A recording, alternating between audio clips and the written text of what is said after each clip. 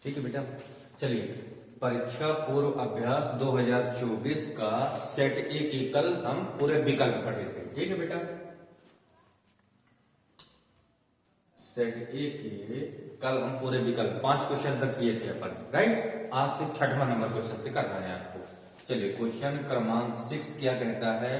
Question मैं पढ़ूंगा, paper शायद आप लोग सबके पास होगा। ठीक है, ये गवर्नमेंट वालों का प्री बोर्ड का एग्जाम भी प्री बोर्ड में भी मिला हुआ है। चलिए क्वेश्चन नंबर 6वां क्या कहता है, ध्यान दीजिएगा।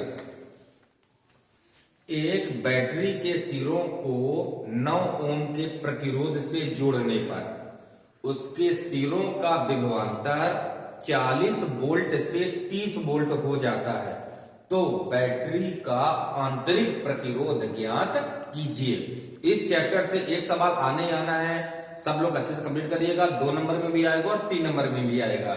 चाहे सेल के आंतरिक प्रतिरोध से आए, चाहे प्रतिरोधों के संयोजन से आए, चाहे विशिष्ट प्रतिरोध से आए। विशिष्ट प्रतिरोध वाले सवाल भी करवाए गए हैं आपको कि तार को खींचकर उसकी लंबाई को 2 गुना 3 गुना 4 गुना करना है, तब उसका प्रतिरोध कितने गुना होगा। इन तीनों को पढ़े कंप्लीट करे रहिएगा, आएगा। ठीक है, क्वेश्चन में क्या कहता है बेटा कि एक बैटरी के सिरों को 9 ओम के प्रतिरोध से जोड़ना है, यानी लिखेंगे दिया है R बराबर 9 ओम। ठीक है, ये परिपथ का प्रतिरोध दिया है और उस मतलब जोड़ने के बाद उस बैटरी के सिरों का विभवांतर 40 वोल्ट से कितना हो जाता है, 30 वोल्ट। यानी कैपिटल E बराबर कितना दिया है आपका 40 वोल्ट और V बराबर, यानी जब घटकर कितना हुआ है तो ये परिपथ का वोल्टेज कहलाएगा। V बराबर कितना दिया है आपको 30 वोल्ट। ठीक है, आपको निकालना है आंतरिक प्रतिरोध। आंतरिक प्रतिरोध यानी स्मॉल r बराबर आपको ज्ञात करना है। करेक्ट है, स्मॉल r का सूत्र आप लोग पढ़ चुके हो, इंपॉर्टेंट क्वेश्चन लिखेंगे। चूंकि स्मॉल r बराबर, इसका व्यंजक भी सॉल्व करने का तरीका जाने रहिएगा बेटा। स्मॉल r बराबर क्या होता है, कैपिटल R E बटे V माइनस 1। ठीक है, सूत्र में मान भर के निकाल लेते हैं अपन। स्मॉल r बराबर कैपिटल R का मान देखिए कितना है 9, E का मान कितना है 40 बटा 30 माइनस 1। यहाँ पे 0 से 0 कैंसिल हो गया। स्मॉल r बराबर 9 इंटू क्रॉस मल्टीप्लाई करिए तो 4 माइनस 3 बटे 3, यानी कितना आ जाएगा बेटा। स्मॉल r बराबर 9 गुणे, ठीक है, 4 में 3 घटाएंगे 1 बचेगा, यानी 1 बटा 3 काट दीजिए, 3 त्रिकाई 9। स्मॉल r बराबर कितना आ गया 3 ओम। ये आ गया आंतरिक प्रतिरोध। ठीक, इस तरीके के देखो अंक बदलेगा तो सारे क्वेश्चंस को आप लोग सॉल्व करिएगा। ऐसे क्वेश्चंस मैं उसमें क्या बोलते जो अपने एनसीईआरटी की बुक है उससे 2-3 सवाल करवाए हैं ऐसे। ठीक है, ये दिया है परिपथ का प्रतिरोध, ये दिया है विद्युत वाहक बल, ये दिया है परिपथ का वोल्टेज और आपको आंतरिक प्रतिरोध निकालना है। ये सूत्र आपको सिद्ध करवाया गया है, इस सूत्र में मान भर के आपको कैलकुलेट कर लेना है, राइट। इसी का अथवा का क्वेश्चन नंबर 6 का अथवा, इसको थोड़ा देख लीजिए जल्दी से।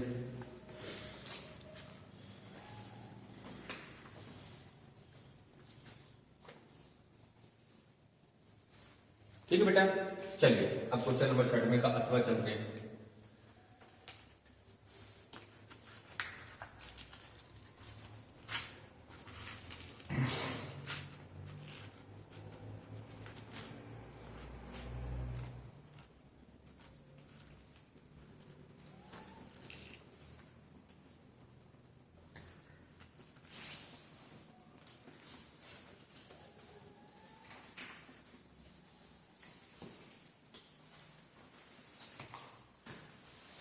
हाँ, क्वेश्चन नंबर 6 का अथवा है, मैं सवाल पढ़ूंगा।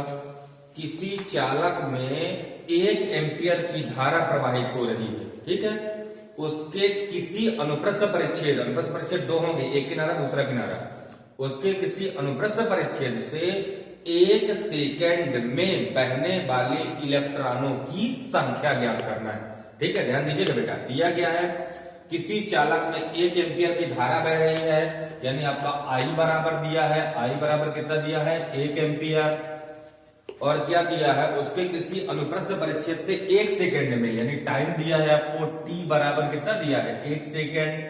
ठीक है, निकालना है इलेक्ट्रॉनों की संख्या, यानी N बराबर क्या करना है आपको ज्ञात करना है। ठीक है, सबसे पहले विद्युत धारा का सूत्र लगाते हैं। सबको पता है बेटा विद्युत धारा I बराबर क्या होता है, Q अपान T, यानी आवेश प्रवाह की दर को विद्युत धारा कहते हैं। ठीक बेटा, अब आपको Q नहीं पता, आवेश के क्वांटीकरण में हमने पढ़ा है, आवेश के क्वांटीकरण में क्या पढ़ा है, Q बराबर क्या होता है, प्लस माइनस Ne। क्या होता है बेटा, Q बराबर प्लस माइनस Ne। तो Q बराबर कितना लिखेंगे अपन, Ne। ठीक है, जहां पे N है इलेक्ट्रॉनों की संख्या और E है एक इलेक्ट्रॉन का आवेश। इस Q के मान को यहां पे रखो, I बराबर Ne बटे T, सबके मान भर के N का मान निकालते हैं। I का मान देखो कितना है बेटा, 1 बराबर N आपको ज्ञात करना है। ठीक है, number of electron into E, एक इलेक्ट्रॉन का आवेश सबको पता है कितना होता है बेटा, 1.6 into 10 to the power minus 19 बटे T का मान कितना दिया है, 1। ठीक है, अब N का मान निकालना है, इसका पंचांतरण कर दें तो N बराबर कितना आ जाएगा आपका, 1 बटे 1.6 गुणे 10 की घाते माइनस 19। इसको हल करेंगे तो N बराबर, इसको ऊपर ले गए बेटा तो कितना हो गया, 10 की घाते 19 बटे 1.6। N बराबर, इसका दशमलव हटाएंगे तो ऊपर आ जाएगा 10, 1 से उधार ले लेंगे तो 100 गुणे 10 की घाते 18 अब बटे 16 से काटेंगे तो N बराबर कितना आ जाएगा आपका, 6.25 गुणे 10 की घाते 18। इतने आ जाएंगे बेटा इलेक्ट्रॉनों की संख्या। ठीक, कर लीजिए इसको भी।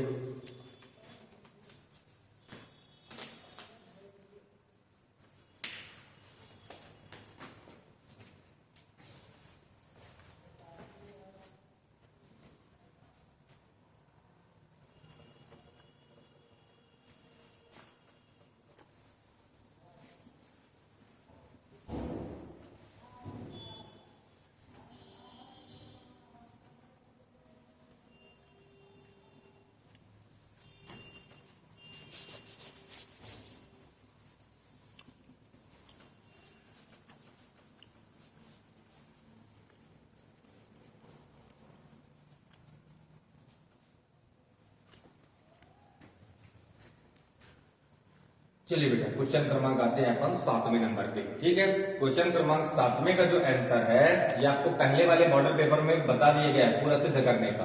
क्वेश्चन बेटा आपका एम्पियर का परिपथी नियम। ठीक है, इसके पहले वाले मॉडल पेपर में पूरा क्वेश्चन था कि एम्पियर का परिपथी नियम लिखिए तथा सिद्ध कीजिए। उसको सिद्ध करने में भी बताया गया है। एक बार परिपथी नियम को मैं फिर से एक्सप्लेन कर देता हूं। देखो बेटा, एम्पियर के परिपथी नियम में सबसे पहले आपको जाना कहां है, निर्वात में। कहां जाना है बेटा, निर्वात में। निर्वात यानी जहां पे हवा ना हो। ठीक है, निर्वात में चले गए और निर्वात में जाने के बाद आपको एक बंद वक्र लेना है। क्या लेना है, ये ले लिए बेटा अपन बंद वक्र। ठीक है, बंद वक्र यानी चारों जहां पे चुंबकीय क्षेत्र पूरा फैला रहेगा। तो क्या बोलोगे, निर्वात में किसी बंद वक्र के चुंबकीय क्षेत्र, बंद वक्र के भीतर जितना चुंबकीय क्षेत्र होगा, चुंबकीय क्षेत्र को अपन B से इंडिकेट करते हैं, राइट है। निर्वात में किसी बंद वक्र के चुंबकीय क्षेत्र का रेखीय समाकलन। कौन सा समाकलन बेटा, रेखीय समाकलन। रेखीय समाकलन को इंडिकेट करोगे सर्कल इंटीग्रेशन। ठीक है, चुंबकीय क्षेत्र का रेखीय समाकलन है यानी B इंटू DL, जहां पे DL है अल्पांश, अब B है चुंबकीय क्षेत्र। चुंबकीय क्षेत्र का रेखीय समाकलन उस बंद वक्र से घिरी धारा, उस बंद वक्र से घिरी धारा का कितने गुना, μ0 गुना होता है। यह है आपका एम्पियर का परिपथी नियम। ठीक है, अब इस सूत्र से मैं पूरी थ्योरी पढ़ूंगा, ध्यान दीजिएगा। कहां पर, निर्वात में। कहां पर बेटा, निर्वात में किसी बंद वक्र के चुंबकीय क्षेत्र का रेखीय समाकलन। ठीक है, सब कुछ यहां लिखा, ध्यान दीजिएगा। निर्वात में बंद वक्र के चुंबकीय क्षेत्र का रेखीय समाकलन उस बंद वक्र से घिरी धारा, उस बंद वक्र से घिरी धारा का कितने गुना, μ0 गुना होता है। इसे बोलते हैं अपन एम्पियर का परिपथी नियम। करेक्ट, ये पूरा नियम हो गया। इसको सिद्ध करने का तरीका इसके पहले वाले वीडियो में जो मॉडल पेपर है उसमें करवा दिया गया है। ठीक है बेटा, चलिए चलते हैं क्वेश्चन क्रमांक 7वें का, अथवा चलिए बेटा क्वेश्चन क्रमांक 7वें का अथवा आप जानते हैं, राइट है। चलिए 7वां नंबर तो क्लियर हो गया ना, एम्पियर का परिपथी नियम। अब इसका अथवा क्वेश्चन कहता है कि संधारित्र दिष्ट धारा को रोकता है तथा प्रत्यावर्ती धारा को जाने देता है, क्यों? ठीक है, आप लोगों को प्रत्यावर्ती धारा और दिष्ट धारा के अंतर में पढ़ाया गया था। ध्यान दीजिएगा, क्या पढ़ाया गया था कि जो प्रत्यावर्ती धारा है, प्रत्यावर्ती धारा की आवृत्ति कितनी होती है आपकी 50 हर्ट्ज और दिष्ट धारा की आवृत्ति कितनी होती है आपकी 0 होती है। ठीक है, अब इसमें लगा क्या है बेटा, ओनली संधारित्र। तो संधारित्र का धारिता प्रतिघात कितना होता है, ये भी आप लोग पढ़ चुके हो। संधारित्र का धारिता प्रतिघात Xc बराबर होता है आपका 1/c ओमेगा। ठीक है, और ओमेगा बराबर कितना होता है 2 पाई न्यू। ओमेगा बराबर कितना होता है 2 पाई न्यू, और न्यू का मान कितना प्लेस करोगे दिष्ट धारा के लिए 0, और जब न्यू का मान 0 रखोगे तो ये कितना आ जाएगा आपका Xc बराबर 1/0, यानी Xc बराबर कितना आ जाएगा इनफिनिटी। Xc बराबर कितना आएगा बेटा इनफिनिटी। ठीक है, तो यहाँ पे क्या लिखना है, Xc क्या है, ध्यान दीजिएगा, Xc आपका प्रतिघात है। अब प्रतिघात क्या कहलाता है, प्रतिरोध। अब प्रतिरोध क्या है, जो धारा के मार्ग में अवरोध उत्पन्न करे। ठीक है, तो क्या बोलोगे कि दिष्ट धारा के लिए, क्या बोलना बेटा, दिष्ट धारा के लिए जो संधारित्र है उसका धारिता प्रतिघात कितना होता है, अनंत होता है। कितना होता है, अनंत। ठीक है, दिष्ट धारा के लिए संधारित्र का धारिता प्रतिघात अनंत होता है, जिस कारण संधारित्र दिष्ट धारा को रोक देता है और प्रत्यावर्ती धारा को जाने देता है। ठीक है, क्योंकि इसका प्रतिघात यदि अनंत है, यानी प्रतिरोध का मान अनंत है, तो धारा के मान को पूरा रोक देगा। और जब ठीक है बेटा, क्लियर हो गया। यानी क्या बोल रहे हैं आपको कि चूंकि संधारित्र में, यदि संधारित्र में हम दिष्ट धारा का उपयोग करें तो दिष्ट धारा की धारिता प्रतिघात कितनी होती है बेटा, अनंत होती है, जिस कारण संधारित्र दिष्ट धारा को रोक देता है, केवल प्रत्यावर्ती धारा को जाने देता है। क्लियर हो गया 7वां नंबर। अब चलते हैं क्वेश्चन क्रमांक 8वां में।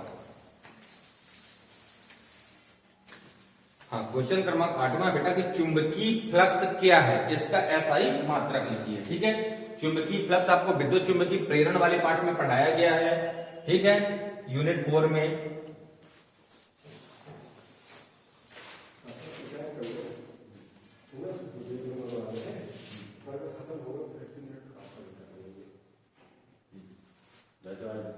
चलिए बेटा, क्वेश्चन क्रमांक 8वां है, आपको जानना है चुंबकीय फ्लक्स। चुंबकीय फ्लक्स, ठीक है, चुंबकीय फ्लक्स को परिभाषित देखो सिंपल तरीके से करना है। ठीक है, ध्यान दीजिए बेटा, सबसे पहले आपको क्या लेना है, चुंबकीय क्षेत्र।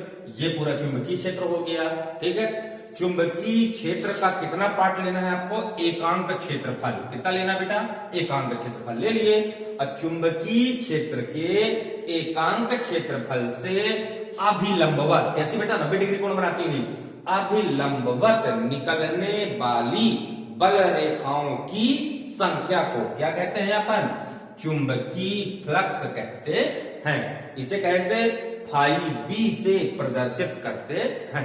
क्लियर, एक बार फिर से रिपीट कर रहा हूं। ये पूरा क्या है बेटा, चुंबकीय क्षेत्र। चुंबकीय क्षेत्र का कितना पार्ट लेना है, एकांक क्षेत्रफल, यानी चुंबकीय क्षेत्र के एकांक क्षेत्रफल से अभिलंबवत निकलने वाली बल रेखाओं की संख्या को चुंबकीय फ्लक्स कहते हैं। इसे फाई बी से प्रदर्शित करते हैं। फाई बी बराबर सूत्र क्या होता है आपका, vector of B dot vector of A, जहां पे बी क्या है, चुंबकीय क्षेत्र की तीव्रता, और ए क्या है बेटा, लिया गया क्षेत्रफल। ठीक, चुंबकीय फ्लक्स की परिभाषा क्लियर हो गई। मात्रक पूछा है तो इसका मात्रक क्या होता है, चुंबकीय फ्लक्स का मात्रक वेबर। ठीक है, ये आपको ऑब्जेक्टिव में बता दिया गया है, उसमें पूछा गया था खाली स्थान में। तो चुंबकीय फ्लक्स का ऐसा ही मात्रक क्या होता है बेटा, वेबर, जिसका संकेत क्या है, WB। करेक्ट, चुंबकीय फ्लक्स क्लियर हो गया। अब चलते हैं क्वेश्चन क्रमांक 8 का अथवा।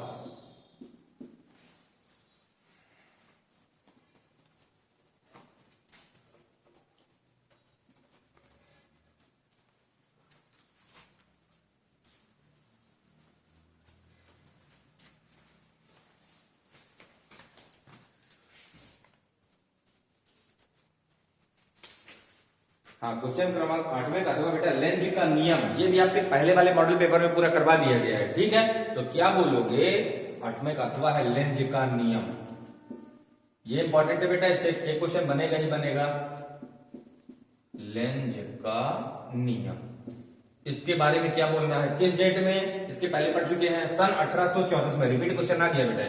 सन 1834 में जर्मन साइंटिस्ट हेनरिच लेंज ने, इसने हेनरिच लेंज ने प्रत्यावर्ती धारा की दिशा बताने के लिए, काहे के लिए बेटा, प्रत्यावर्ती धारा की दिशा बताने के लिए अपना एक नियम प्रतिपादित किया, जिसे क्या बोलते हैं हम, लेंज का नियम कहते हैं।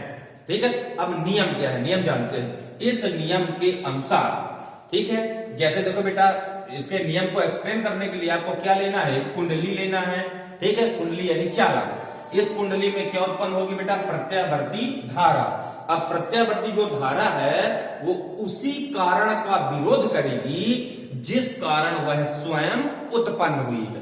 ठीक है, तो क्या बोलोगे लेंज का नियम में, इस नियम के अनुसार, क्या बोलोगे बेटा, इस नियम के अनुसार किसी कुंडली में उत्पन्न प्रत्यावर्ती धारा उसी कारण का विरोध करती है जिस कारण वह स्वयं उत्पन्न हुई है।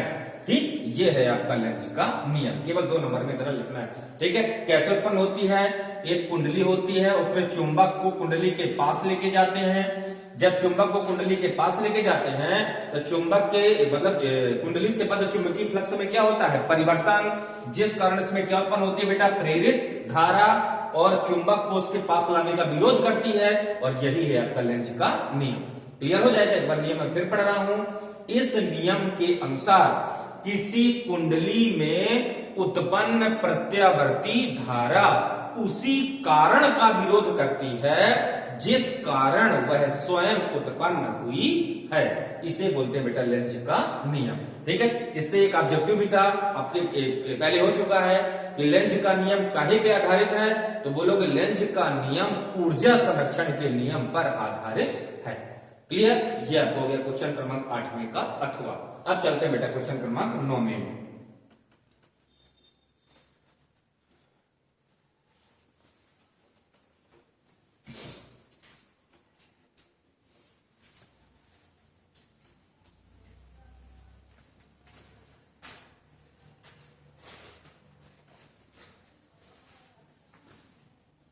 क्वेश्चन क्रमांक 9वां कहता है, पहला नंबर अवतल दर्पण, दूसरा नंबर उत्तल दर्पण की फोकस दूरी ज्ञात कीजिए यदि प्रत्येक की वक्रता त्रिज्या कितनी है बेटा, 20 सेंटीमीटर। ठीक है, क्वेश्चन को समझिएगा।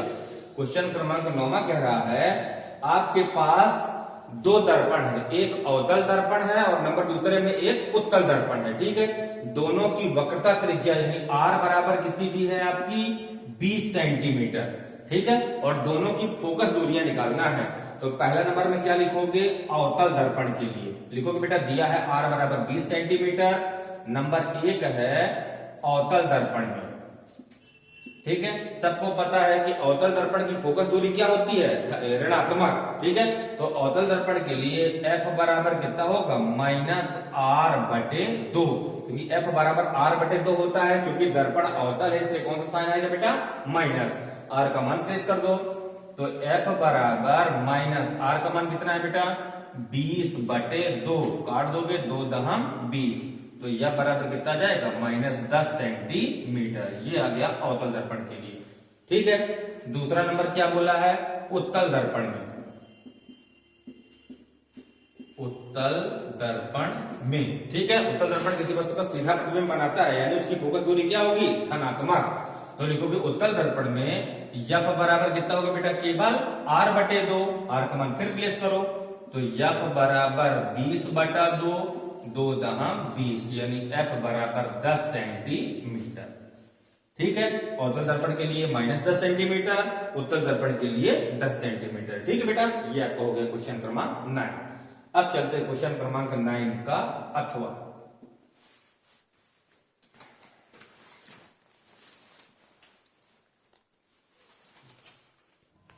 हेलो, हाँ, अब क्वेश्चन क्रमांक 9 का अथवा जानते हैं बेटा, राइट। सवाल अच्छा सवाल है, इंपॉर्टेंट भी है। क्या बोला है कि वायु में प्रकाश की चाल 3 × 10⁸ मीटर प्रति सेकेंड है। 1.5 अपवर्तनांक वाले माध्यम में प्रकाश की चाल ज्ञात कीजिए। करेक्ट, अच्छे समझिएगा, इंपॉर्टेंट क्वेश्चन बेटा 2 नंबर में आ सकता है मेन परीक्षा में। लिखोगे दिया है वायु में प्रकाश की चाल c बराबर कितना दिया है 3 × 10⁸ मीटर प्रति सेकेंड। ठीक है, यानी वायु में प्रकाश की चाल कितनी दी है 3 × 10⁸ मीटर प्रति सेकेंड। अब उस प्रकाश को किसी माध्यम में चलाना है, और किस माध्यम में चलाना है जिसका अपवर्तनांक म्यू बराबर कितना दिया है बेटा 1.5, और उस माध्यम में प्रकाश की चाल आपको ज्ञात करना है। ठीक है, आप लोगों ने सूत्र पढ़ा है, क्योंकि म्यू बराबर क्या होता है बेटा c/v। क्योंकि म्यू बराबर क्या होता है c/v। यहाँ पे म्यू क्या है माध्यम का अपवर्तनांक, c क्या है वायु में प्रकाश की चाल, और v क्या है बेटा माध्यम में प्रकाश की चाल। आपको v का मान निकालना है, पंचांतरण करिए तो v बराबर कितना जाएगा c/म्यू, यानी v बराबर c का कितना मान है देखिए भला 3 × 10⁸ बटे म्यू का कितना मान है 1.5। इसका दशमलव हटाएंगे तो v बराबर कितना आ जाएगा आपका 30/15 × 10⁸ 15 दूनी 30, यानी v बराबर कितना आ जाएगा बेटा 2 × 10⁸ मीटर प्रति सेकेंड। इंपॉर्टेंट सवाल है 2 नंबर के लिए, अच्छे से कंप्लीट करिएगा। ठीक है, माध्यम का अपवर्तनांक बदल के दूसरा भी दे सकता है। करेक्ट है, चलिए अगला क्वेश्चन।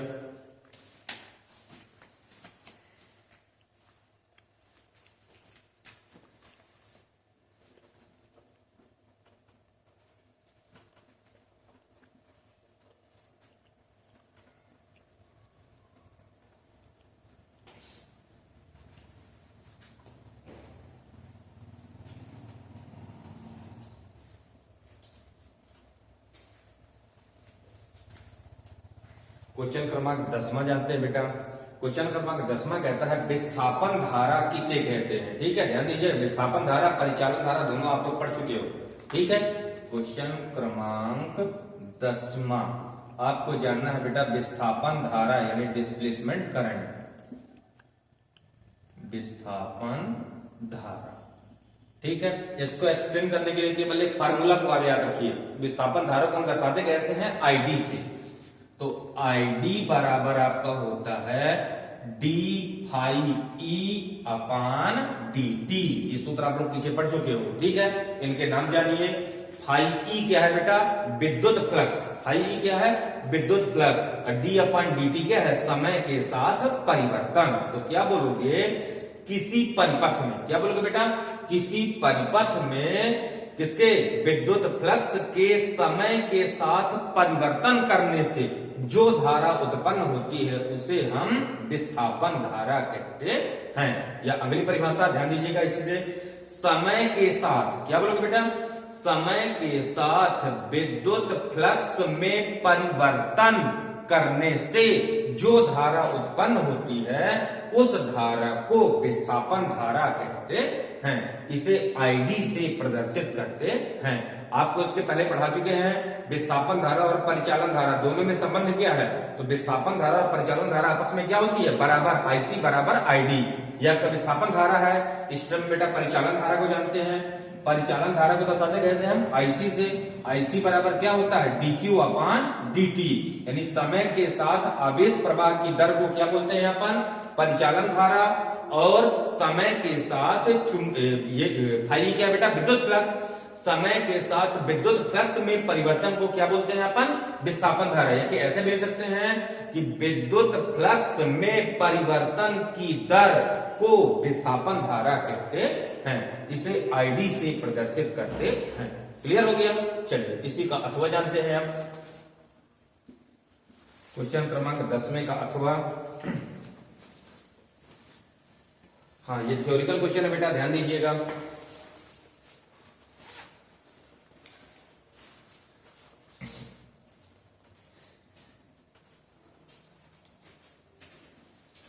इसमें यह बोला है कि साबुन का बुलबुला रंगीन दिखाई देता है क्यों। अच्छे से याद रखिएगा, ठीक है। चलो पहले अपन साबुन का बुलबुला लेते हैं। ये आपका हो गया साबुन का बुलबुला, ठीक है। सबको पता है कि साबुन के बुलबुले का पृष्ठ कैसा होता है उत्तल के आकार का, क्लियर है। जब इसमें सूर्य का प्रकाश पड़ता है। ठीक है, ये सूर्य का प्रकाश पड़ा, ध्यान दीजिएगा। सूर्य के प्रकाश में कितने रंग होते हैं आपके? 7 रंग होते हैं। ठीक है, तो जैसे सूर्य का प्रकाश पड़ा तो ये अपने अवयवी रंगों में क्या हो जाएंगे? विभक्त हो जाएंगे। अब यहां से सूर्य का प्रकाश अंदर प्रवेश किया, यहां से सूर्य का प्रकाश अंदर प्रवेश किया। ठीक है, तो ये एक तरंग हो गई, दूसरी तरंग हो गई, और दोनों तरंगों के बीच में आगे चल के क्या होता है? व्यतिकरण। क्या होता है बेटा? व्यतिकरण। तो व्यतिकरण के कारण ही ये जो साबुन का बुलबुला है हमें कई रंगों में दिखाई देता है। यानी साबुन का बुलबुला हमको कैसा दिखाई देता है बेटा? रंगीन दिखाई देता है। तो क्या बोलोगे? आंसर में क्या लिखना है कि साबुन का बुलबुला प्रकाश के व्यतिकरण के कारण, किसके कारण? प्रकाश के व्यतिकरण के कारण हमें रंगीन दिखाई देता है। लिख लेंगे एक बार फिर से, ध्यान दीजिए। साबुन का बुलबुला प्रकाश के व्यतिकरण के कारण, व्यतिकरण 2 प्रकार का होगा बेटा, संपोषी भी, विनाशी भी। जब दोनों तरंगे समान कला में मिलेंगी तब कौन सा व्यतिकरण होगा? संपोषी व्यतिकरण। वहां पे प्रकाश की तीव्रता ज्यादा होगी, यानी बुलबुला हमको ज्यादा रंगीन दिखाई देगा। और जैसे विनाशी व्यतिकरण होगा तो वहां पे प्रकाश की तीव्रता सबसे कम होगी। ठीक है, तो क्या बोलोगे कि जो साबुन के बुलबुले के रंगीन दिखाई देने का रीजन है, यानी कारण है, तो क्या बेटा? प्रकाश का व्यतिकरण। अब व्यतिकरण के लिए क्या जरूरी है? 2 स्रोत कला संबद्ध होने चाहिए। जब सूर्य का प्रकाश आ रहा है तो यहाँ मतलब ये प्रकाश और ये प्रकाश दोनों क्या होंगे? अपन कला संबद्ध होंगे। इनके बीच में क्या होगा? व्यतिकरण होगा, जिस कारण साबुन का बुलबुला हमें कैसा दिखाई देगा? रंगीन दिखाई देता है। क्लियर? चलिए, ये हो गया क्वेश्चन क्रमांक 10 में का अथवा। प्रकाश का व्यतिकरण रीजन लिखना है।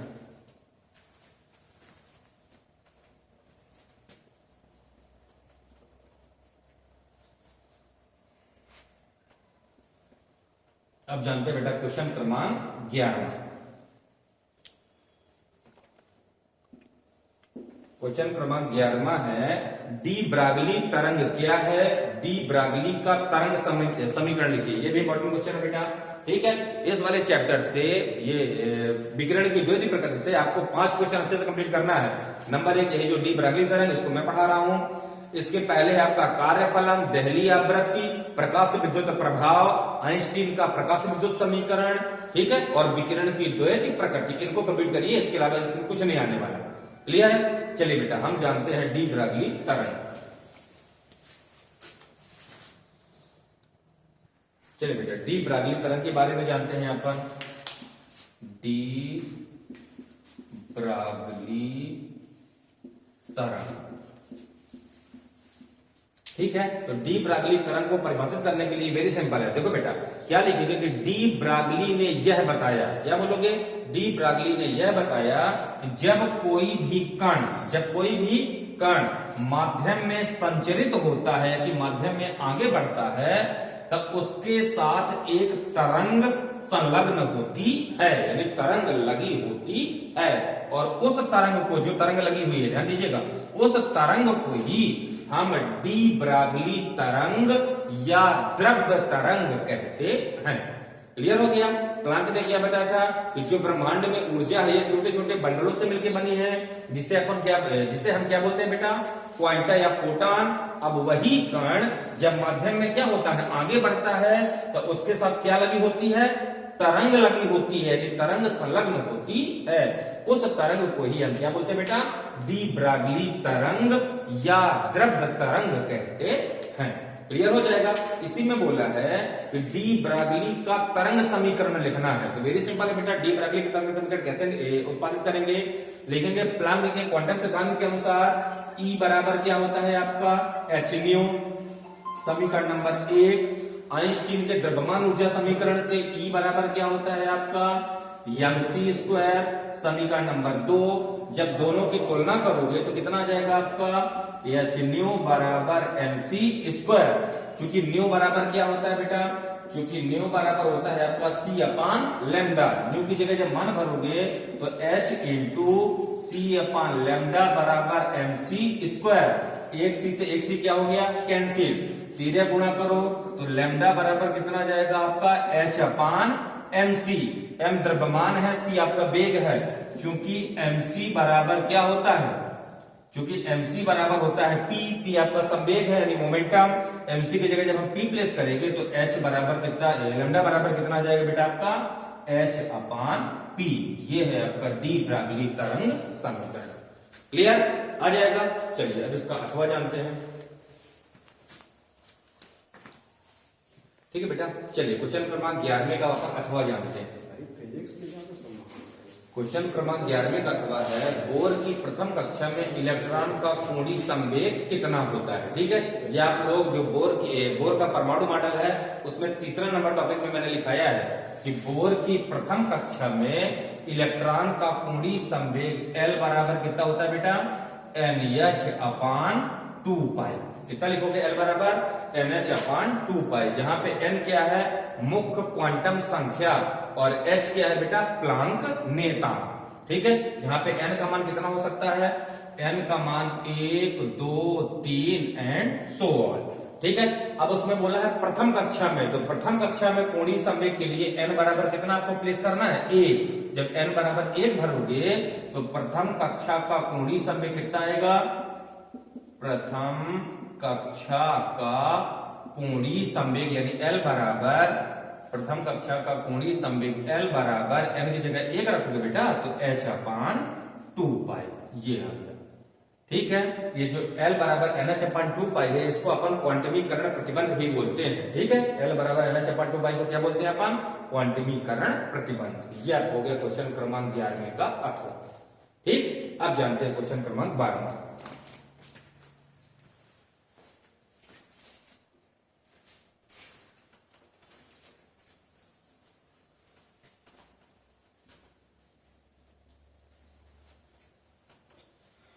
क्वेश्चन क्रमांक 12 कह रहा है आपका, पीएन संधि डायोड क्या है। पीएन जंक्शन डायोड आपको अर्धचालक युक्तियों में पढ़ाया गया है। ठीक है, तो क्या बोलोगे बेटा, पीएन संधि डायोड में ध्यान दीजिएगा, पीएन संधि डायोड बनाने के लिए आपको 2 अर्धचालक लेना है। एक लेना है पी प्रकार का और एक लेना है एन प्रकार का। ठीक है, तो क्या बोलोगे, जब पी प्रकार के अर्धचालक को, पी में क्या होते हैं, बहुसंख्यक वाहक होल। ठीक है, ये P में हो गए आपके बहुसंख्यक वाहक होल, जिनको बैलेंस करेंगे कौन, इलेक्ट्रॉन। ये P प्रकार के अर्धचालक को किससे कनेक्ट कराना है आपको, N प्रकार के अर्धचालक से। ठीक है, N में बहुसंख्यक वाहक क्या होते हैं आपके, इलेक्ट्रॉन। ये आपके हो गए बेटा इलेक्ट्रॉन, इनको बैलेंस करेगा धनावेश। ठीक है, ये आपका हो गया P प्रकार का अर्धचालक, ये आपका हो गया N प्रकार का अर्धचालक। ठीक है, आपको बनाना है पीएन जंक्शन डायोड यानी पीएन संधि डायोड, पीएन संधि डायोड। तो इसके लिए क्या करोगे, जब P प्रकार के अर्धचालक को, ध्यान दीजिएगा, जब P प्रकार के अर्धचालक को N प्रकार के अर्धचालक के साथ संपर्कित कराते हैं। ठीक है, तो P क्षेत्र के होल, P क्षेत्र के होल और N क्षेत्र के इलेक्ट्रॉन, ठीक है, एक दूसरे से क्या होते हैं, संपर्कित होते हैं। ठीक है, देखिए किसको किसको करंट किए हैं, जब P प्रकार के अर्धचालक को N प्रकार के अर्धचालक के साथ संपर्कित कराते हैं तब P क्षेत्र के होल और N क्षेत्र के इलेक्ट्रॉन आपस में संपर्कित होते हैं। और जैसे आपस में संपर्कित होंगे तो ये एक दूसरे को टच करके क्या कर देंगे, नष्ट कर देंगे। और जैसे ही नष्ट करेंगे तो एक अवक्षय परत का निर्माण होता है। किसका निर्माण होता है बेटा, ये अवक्षय परत का, अवक्षय परत का निर्माण होता है, जिसके अंदर ना तो होल होते और ना ही इलेक्ट्रॉन, जिसके अंदर ना तो होल होते और ना ही इलेक्ट्रॉन। ठीक है, और इस अवक्षय परत के विभव को ही हम प्राचीर विभव कहते हैं। ये है बेटा आपका पीएन जंक्शन डायोड यानी पीएन संधि डायोड। ठीक है, इसकी पूरी परिभाषा में क्या लिखना है, ध्यान दीजिएगा, जब P प्रकार के अर्धचालक को N प्रकार के अर्धचालक के साथ संपर्कित कराया जाता है तब P क्षेत्र के होल और N क्षेत्र के इलेक्ट्रॉन आपस में क्रिया करके नष्ट हो जाते हैं, जिस कारण अवक्षय परत का निर्माण होता है। अवक्षय परत में ना तो होल होते और ना ही इलेक्ट्रॉन तथा अवक्षय परत के विभव को प्राचीर विभव कहते हैं। ये है बेटा आपका पीएन जंक्शन डायोड। क्लियर हो गया, कर लेंगे। चलिए अब इसी का अथवा जानते हैं अपन।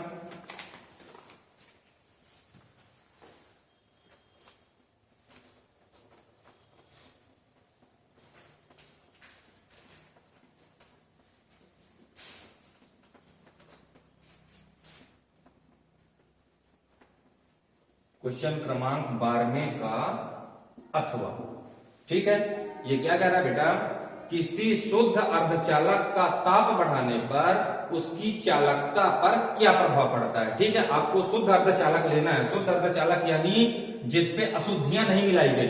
ठीक है, जो हमें प्रकृति से प्राप्त अर्धचालक होते हैं उन्हें हम क्या बोलते हैं, शुद्ध अर्धचालक। ठीक है, जैसे मान लीजिए शुद्ध अर्धचालक ये हमारा है, ये हमारा शुद्ध अर्धचालक हो गया।